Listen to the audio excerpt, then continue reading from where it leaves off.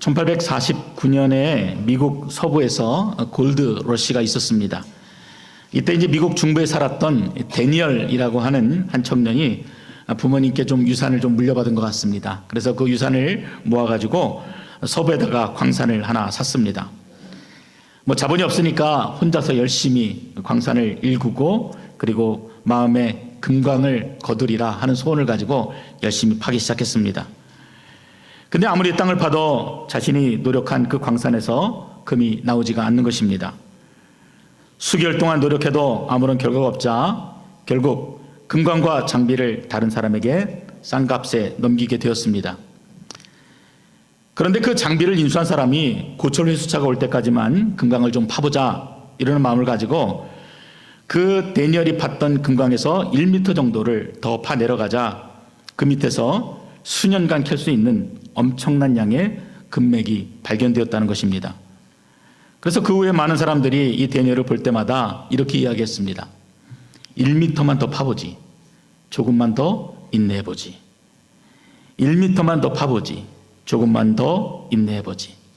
처음에는 비수같이 마음을 찌르는 상처가 되는 말이었지만 이 말을 마음에 깊이 새겼고 결국엔 이 데니얼이 최고의 영업사원이 되어서 자기 가장 실패의 자리를 가장 높은 성공의 자리로 만든 전설적인 인물이 되었다라는 그런 이야기입니다. 저는 이 이야기를 읽으면서 인내라는 것이 얼마나 우리 인생 가운데 중요한 것인가라고 하는 것을 다시 한번 생각해 보게 되었습니다. 신앙생활도 마찬가지입니다. 우리 모두는 구원 받았지요? 믿음으로 인해서 구원을 받았습니다. 그러나 우리의 구원은 완성되어진 것이 아닙니다. 그래서 그 최종적인 구원의 완성에 이르기 위해서는 여전히 우리에게 이 인내라고 하는 귀한 시간들이 필요합니다. 근데 이런 생각들을 잘 하지 못하는 것 같아요. 아, 믿었으니 됐다. 구원받았으면 됐다. 이것으로 만족한다.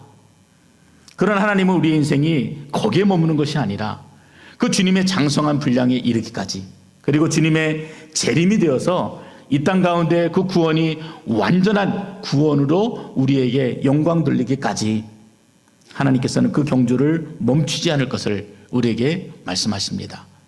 저는 그것이 우리에게 인내 이렇게 생각합니다. 요즘 제가 많이 느끼는 것은 우리가 많이 믿었다, 오래 믿었다, 잘 믿는다 하는 것들 결코 자랑하는 것이 되지 못하구나 하는 것들을 마음에 많이 느끼게 됩니다. 구원받았다는 자도 넘어지고 또 침례받고 또 오래 신앙생활 했던 분들도 인생의 어려움들을 만나면은 너무도 쉽게 픽픽 넘어지는 모습들을 종종 볼 수 있기 때문에 그렇습니다. 마음으로는 누구나 다 마지막 날 주님의 심판대 앞에 서게 될 때 정말 기쁨으로 그 단을 거두기를 원하지만 인내가 없이는 그 누구도 결코 아름다운 결과물을 얻을 수가 없는 것입니다. 그만큼 인내가 우리 인생에서 중요한 것입니다. 지금의 남북관계도 그렇습니다. 70여 년의 긴 시간 동안 서로를 주적으로 삼아서 으르렁대었던 시간들을 잊고 마치 당장 통일이 된 것처럼 호들갑을 떤다면은 우리들이 바라는 평화 통일이 아니라 또다시 서로에게 깊은 실망과 좌절을 남길 수밖에 없기 때문입니다. 뉴욕타임즈나 워싱턴 포스트지 같은 미국의 언론들이 남북관계를 굉장히 신중하고 또 진지하게 견지해야 된다고 지적하고 있는 것처럼 우리가 온전한 회복과 온전한 통일을 위해서는 우리 그리스도인들이 끝까지 인내하며 기도할 수 있어야 하는 것입니다. 오늘 하나님이 우리에게 주신 이 야고보서 5장 7절부터 12절에는 여러 차례 반복되어져 나오는 단어 하나를 발견할 수가 있습니다. 그것은 참는다라고 하는 단어입니다.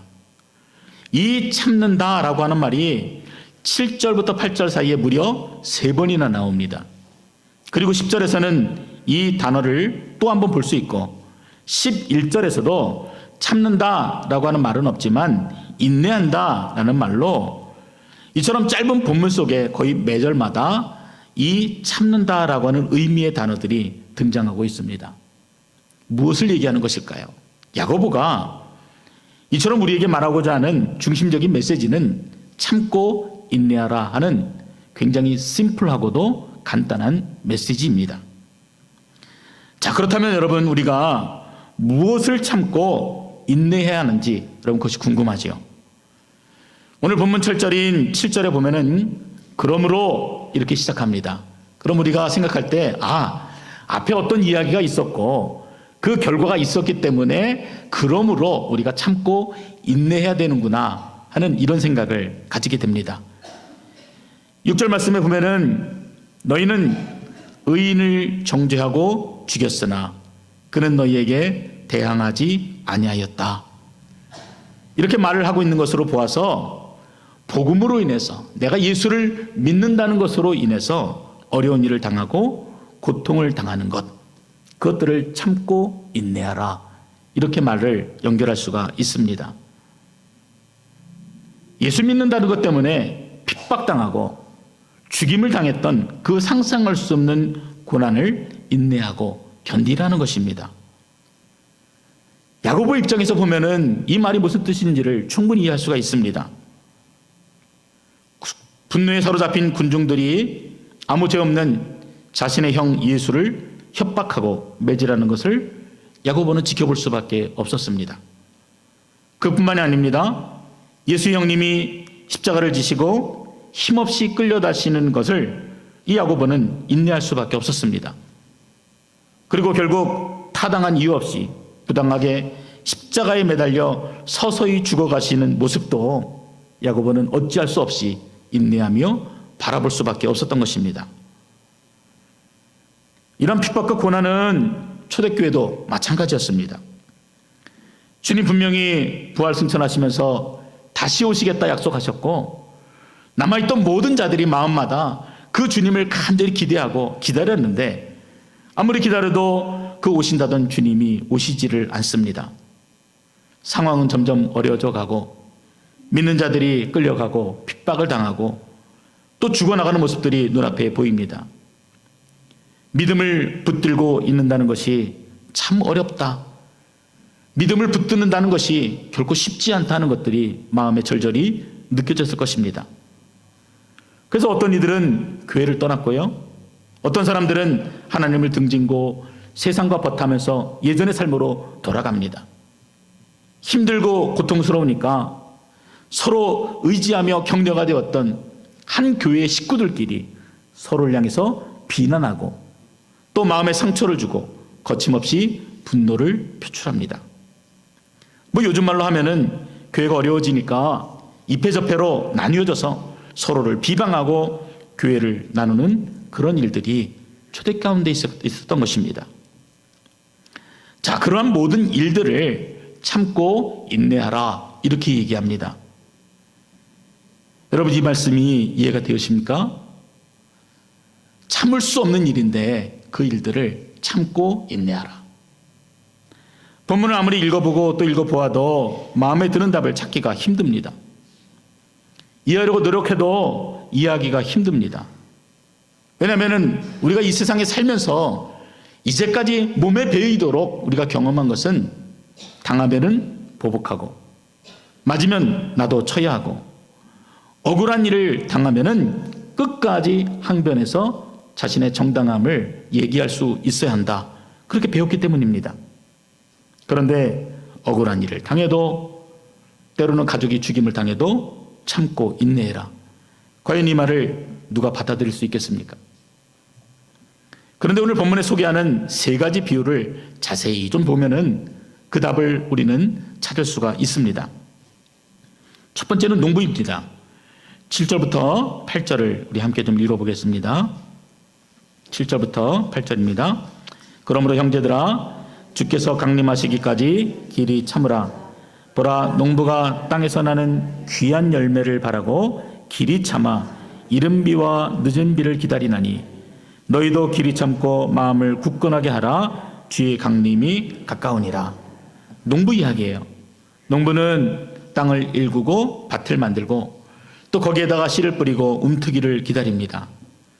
그뿐만입니까? 그냥 뿌리고 가만히 있는 것이 아니라 곡식이나 채소가 잘 되어지도록 중간중간에 풀도 뽑아줘야 되고 또 가물면은 물도 대줘야 합니다.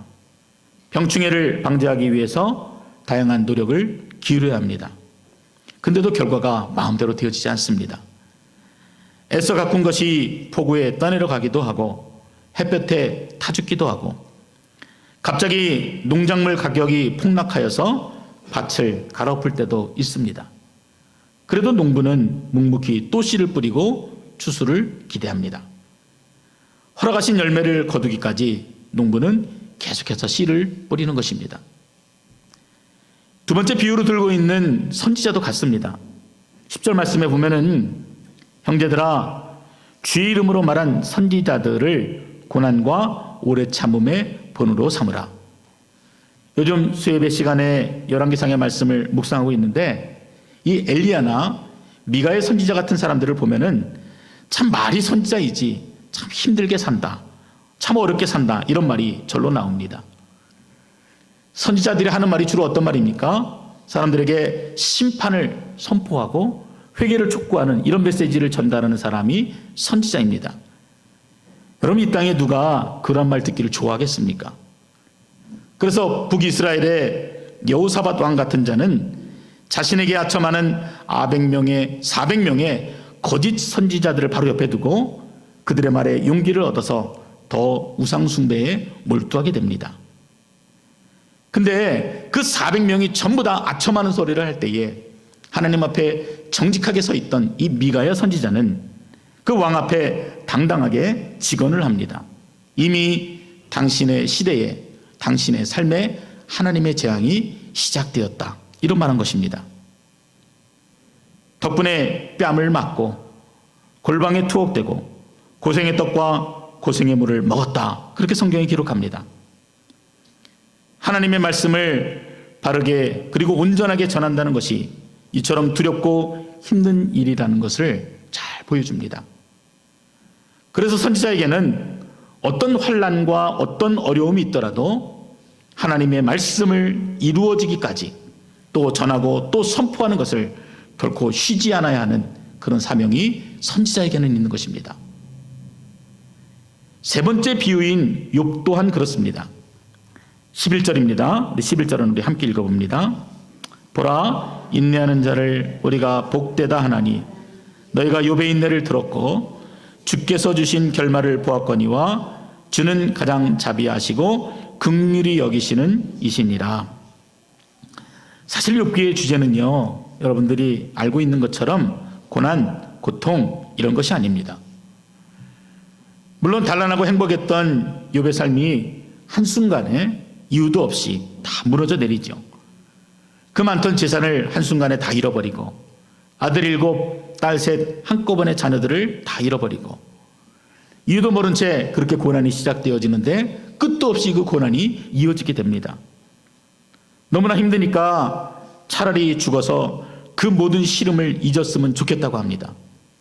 그런데도 죽음이라는 마지막 자비조차 욥에게 허락되지 않습니다. 옆에 있는 친구들은 야, 너가 겪는 그 교난은 네가 저지른 죄의 결과야, 이렇게 다그치고 또 나를 책망하지만 욥은 그 사실조차 인정할 수가 없었습니다.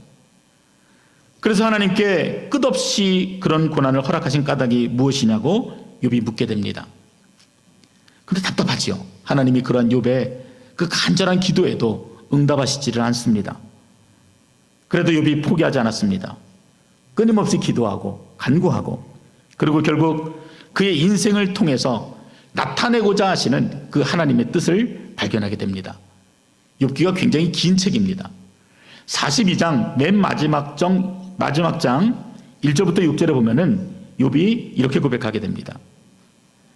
주께서는 무슨 일이든지 다 하실 수 있는 분이시므로 주의 계획은 그 어느 것도 좌절될 수 없다는 것을 나는 압니다. 무식한 말로 주의 뜻을 흐리게 하는 자가 누구겠습니까? 바로 나입니다.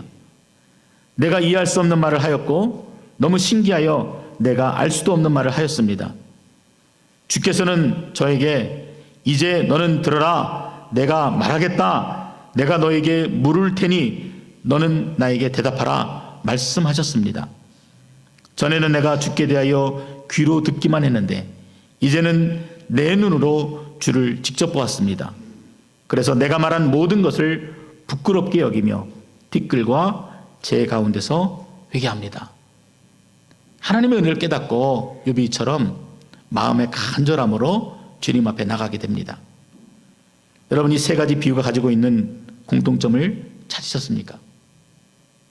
농부도 선지자도 욥도 하나님의 뜻을 보기까지 참고 인내해야 되는 그런 공통점이 있습니다.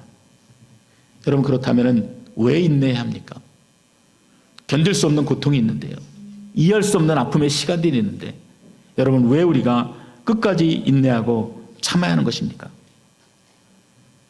이 고난을 통해서, 내게 주시는 이 환난을 통해서 하나님이 이루고자 하시는 그 일들을 보기 위해 우리는 인내하고 참아야 하는 것입니다. 우리는 당장은 모르지요.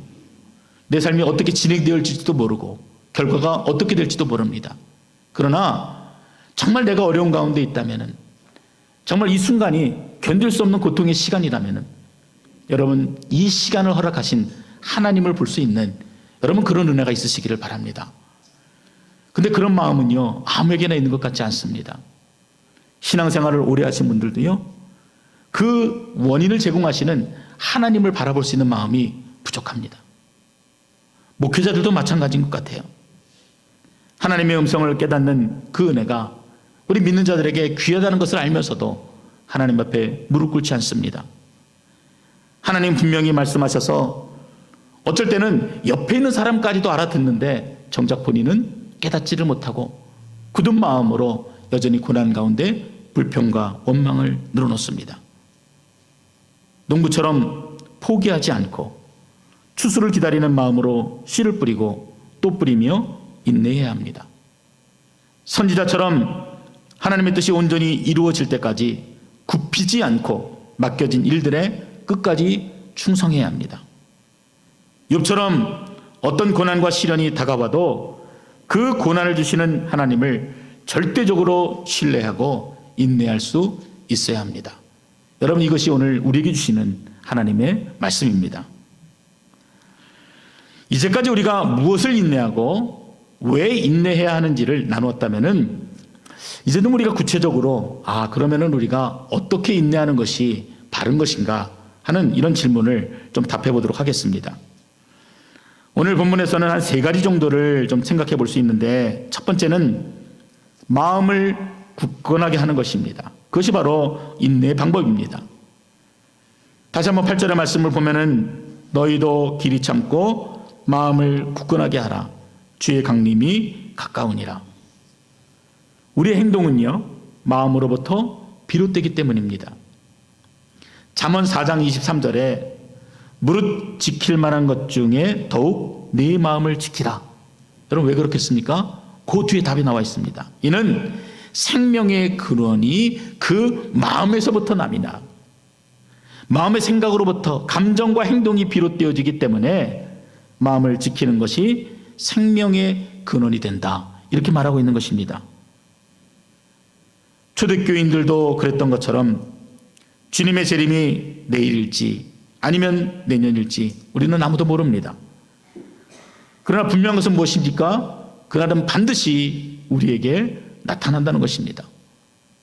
우리가 깨닫던 깨닫지 못하던, 우리가 준비했던 준비하지 못했던 하나님의 때에 반드시 그 일이 우리 가운데 나타난다는 것입니다.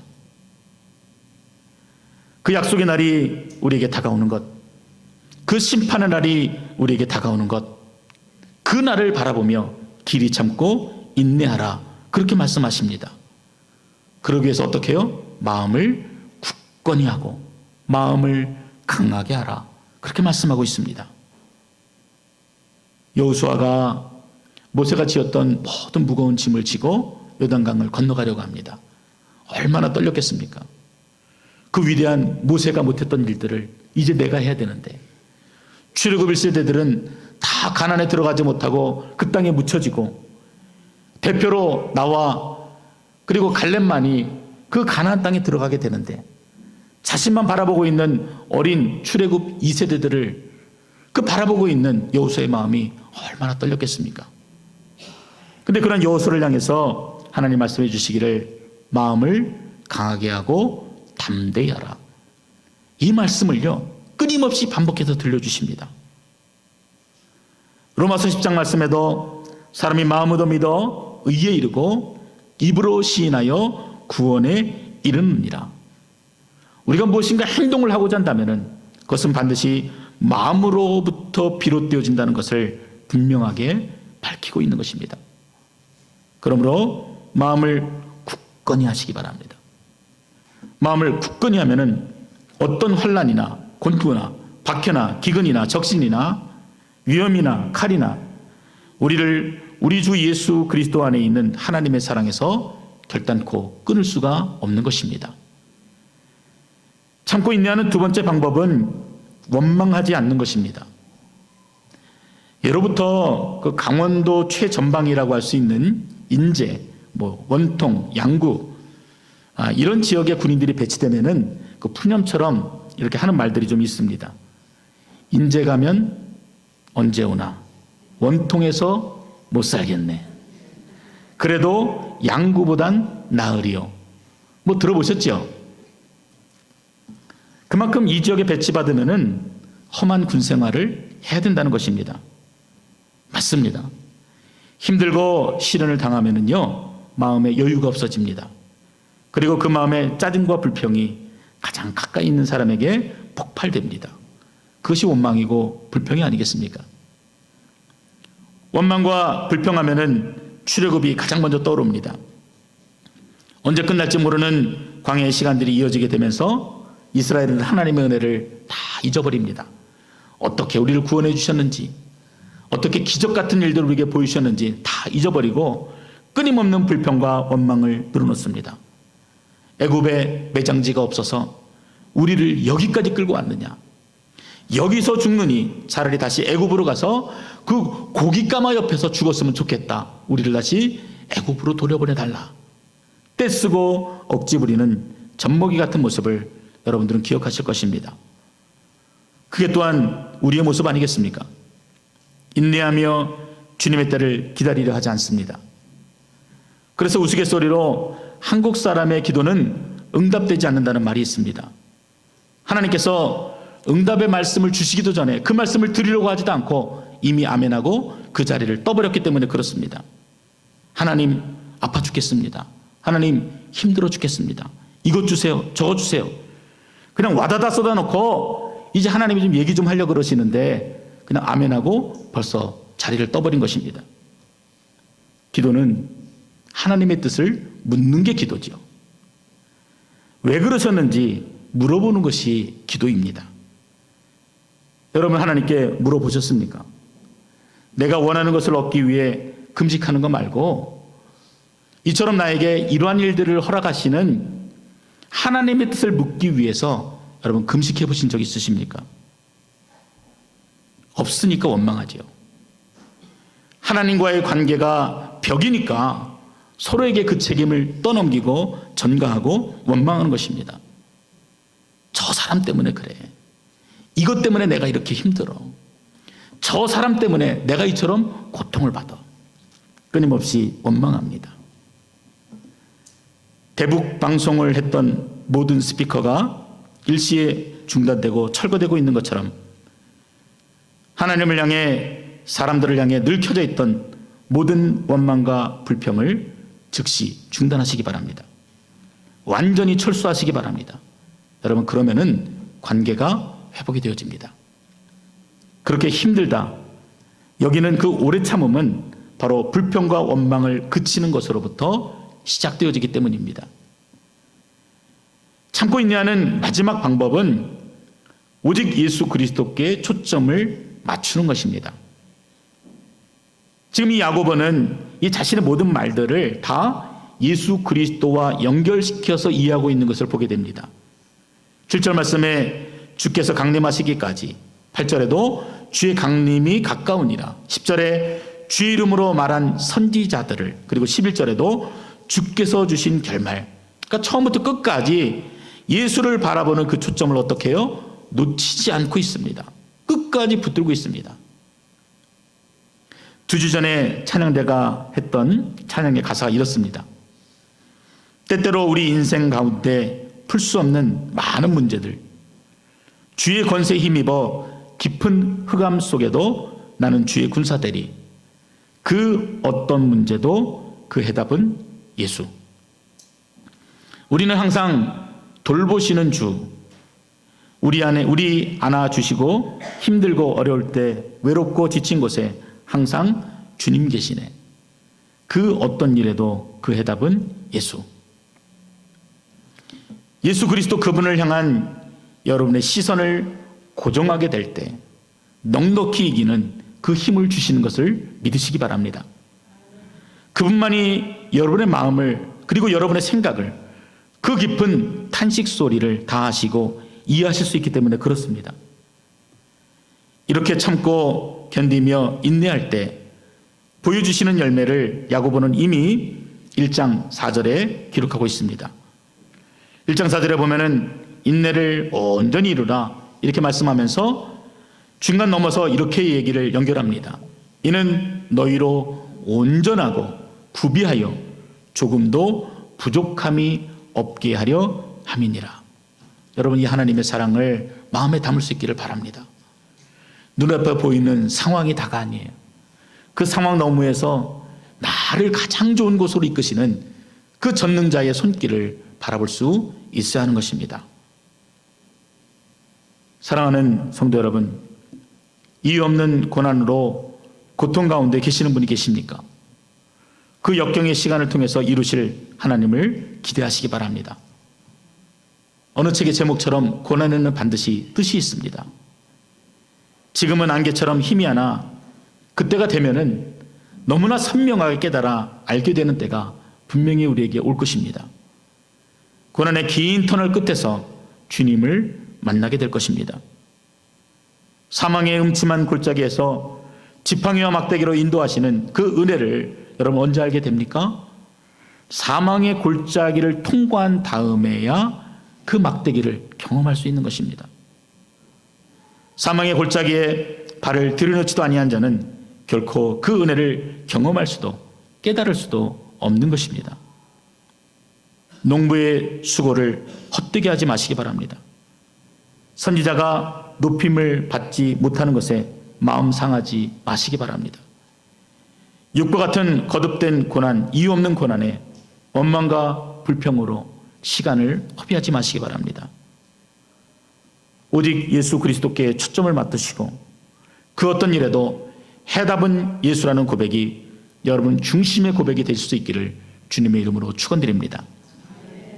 기도하겠습니다.